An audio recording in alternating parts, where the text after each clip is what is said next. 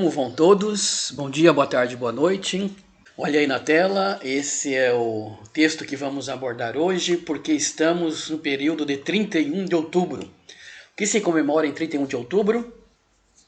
Dia das Bruxas, Halloween? Exatamente, mas não é sobre esse aniversário ou essa comemoração que eu vou falar, não. E também nem do dia 2 de novembro, que é o Dia dos Finados. Vamos deixar para uma outra oportunidade. Eu quero falar sobre esse texto que tem a ver com o dia 31 de outubro.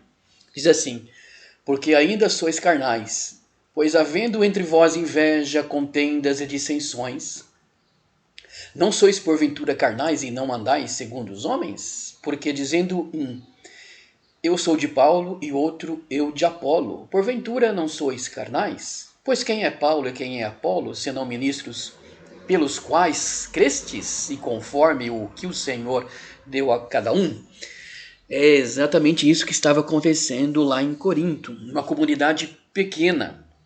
Já estava dando esse tipo de problema, né? Tantas invejas, contendas e dissensões. Bom, no dia 31 de outubro, nós comemoramos o dia da Reforma Protestante. E desde esse dia até hoje, nós perdemos a conta de quantas denominações evangélicas ou cristãs existem na face dessa terra. São inúmeras. Aqui no Brasil são milhares e milhares de denominações evangélicas. Então, eu quero associar essa mentalidade, né, de criar denominações, sejam por quais motivos forem, e o dia 31 de outubro, que é o dia da Reforma Protestante. O que tem a ver a Reforma Protestante com as denominações? Tem tudo a ver. Porque tudo começou com o monge Martinho Lutero, quando ele ficou descontente com a sua igreja por conta de perceber ali através da Bíblia e fazer uma comparação com os atos da igreja, não estava batendo. Então, o monge Lutero entrou lá em rixa com a igreja, com o Papa Leão X, no século XVI, e isso criou uma ruptura de Martinho Lutero com a igreja católica. Quando a gente lê a história, a gente percebe que não é isso que ele queria. Ele queria, de fato, continuar com a igreja, mas mudando, reformando, daí o nome Reforma. Mas não foi isso que aconteceu.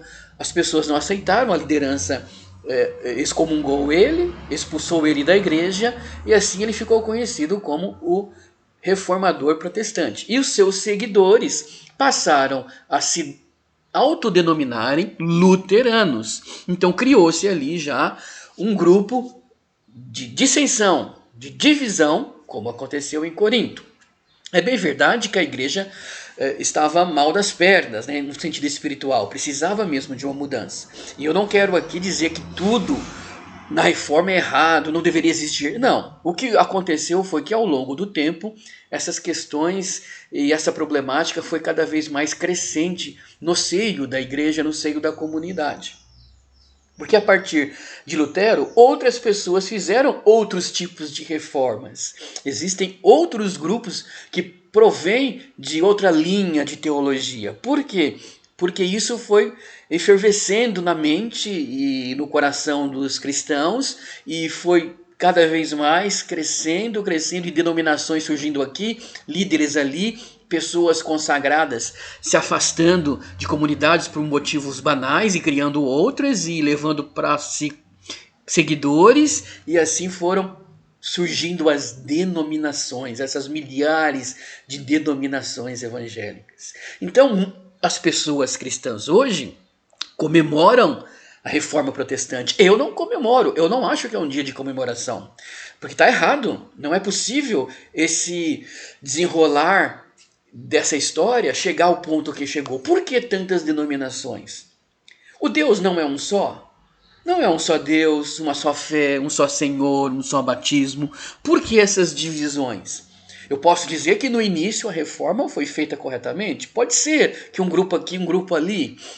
Mas a história não diz isso, a história não mostra que tudo foi feito corretamente, exatamente pela existência de inúmeras denominações. O que aconteceu lá na igreja de Corinto, podemos dizer no micro, né? Que era uma comunidade pequeníssima, comparando com a comunidade de hoje, os países de hoje. E lá havia dissensões, contendas e invejas. Um dizia que estava seguindo o que o apóstolo Paulo ensinou, outro dizendo que não, que foi uma outra pessoa, foi o Apolo, foi o João, foi o Pedro. E assim eles criavam dentro da comunidade essa ruptura. Hoje nós podemos dizer e afirmar a mesma coisa, porque o que acontece no meio desse desdobramento da reforma protestante? Uns dizem, eu sou arminiano, eu sou de Jacob Armínio, ele estava certo, eu sigo a doutrina dele. O outro diz, não, eu sou pentecostal, eu tenho umas ideias de arminiano, mas arminiano não defendia a tese tal, então eu preferi ir à linha pentecostal. Os outros, não, eu sou calvinista, porque João Calvino tinha a doutrina correta, a doutrina dele bate mais com a Bíblia. Os outros, não, eu vou seguir aquele que fundou a Igreja Batista, que fundou a Igreja Metodista, é John Wesley, eu sou de John Wesley.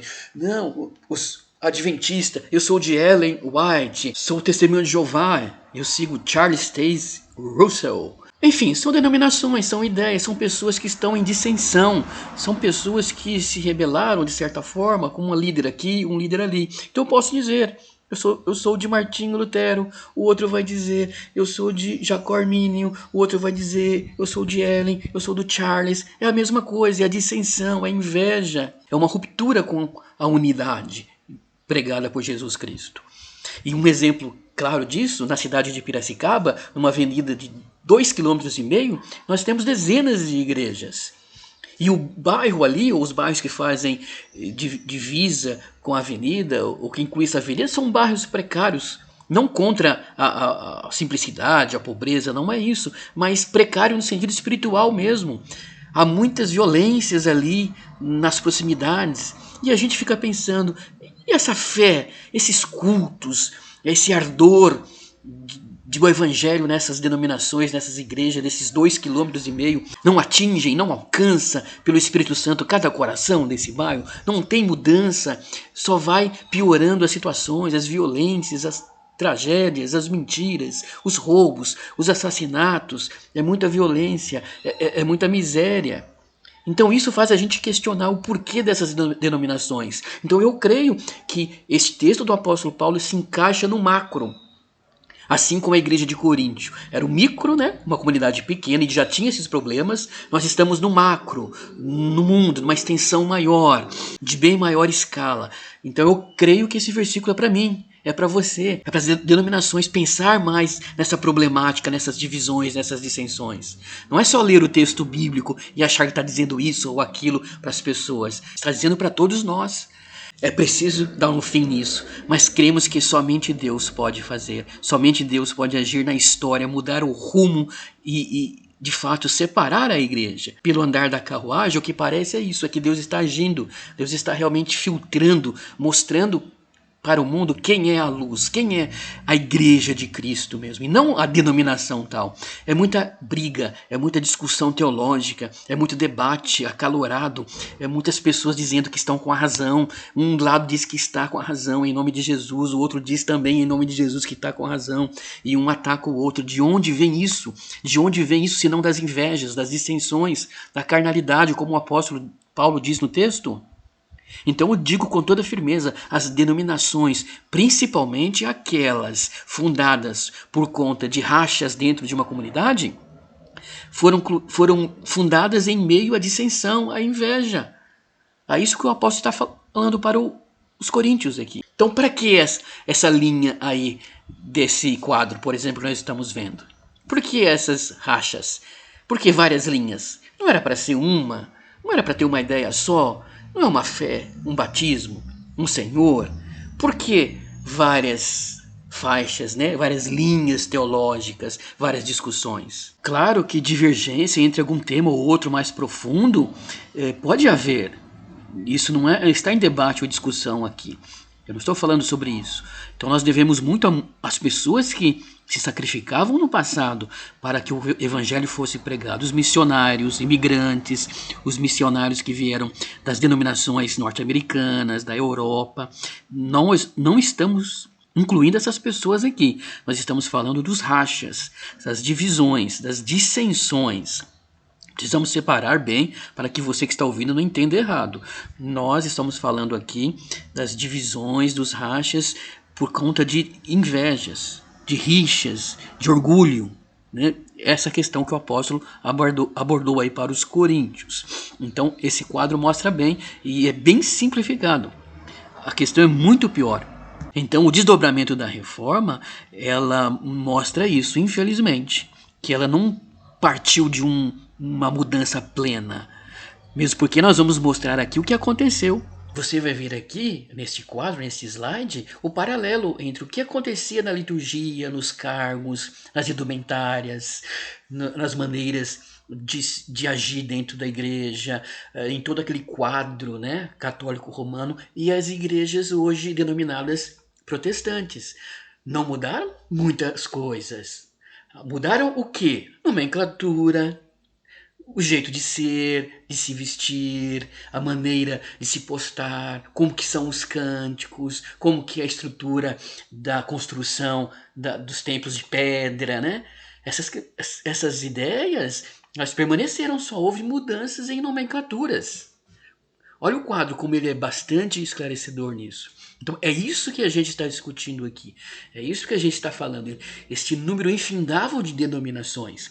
Essa influência com a política, cada um buscando seus interesses políticos, interesses econômicos, enriquecimento, você sabe disso. Os próprios noticiários abordam muitas e muitas notícias a esse respeito. Prefeito, governantes políticos decidindo se vai ter culto ou não em crises, em pandemia. A política se interferindo nas denominações. Então isso não pode ser de Deus, não pode ser do bem. Não pode ser algo que a gente deve comemorar, ficar alegre. A gente precisa rever os conceitos, rever o que está acontecendo e mudar. E não reformar, protestar. Até o nome é inadequado, né? Protestante, eu sou protestante. Uma pessoa que protesta, mas protesta o quê? Eu não tenho que protestar nada. Eu tenho que mudar a minha vida. As pessoas têm que mudar a vida delas. A igreja tem que mudar os seus conceitos que estão errados. E você pode estar pensando ou dizendo assim: não, mas é claro que mudou. Nós abandonamos a adoração a Maria, nós abandonamos toda aquela liturgia, nós não temos mais santos, a igreja antiga adorava pessoas, os mortos. Não estamos falando sobre teologia nem conteúdo espiritual, conteúdo teológico bíblico. É claro, se não mudasse isso também, então não seria nem viável Martinho Lutero fazer tudo o que ele fez. Não seria nem viável chamarmos de protestantes ou de reformadores, né? Nós não estamos discutindo isso. É claro que isso foi separado. É por isso que eu disse. Agradecemos muito aos imigrantes que vieram e como evangelho, os missionários que morreram em prol do evangelho aqui no Brasil também.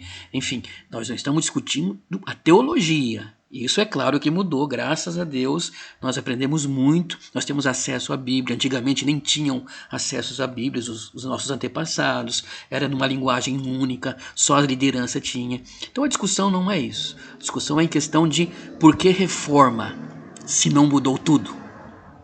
Se não mudou muitas coisas que deveriam mudar, principalmente a questão das dissensões, da inveja e tudo isso que o apóstolo ensina para nós. Essa é a ideia deste vídeo, essa é a ideia desse comentário que nós fizemos aqui.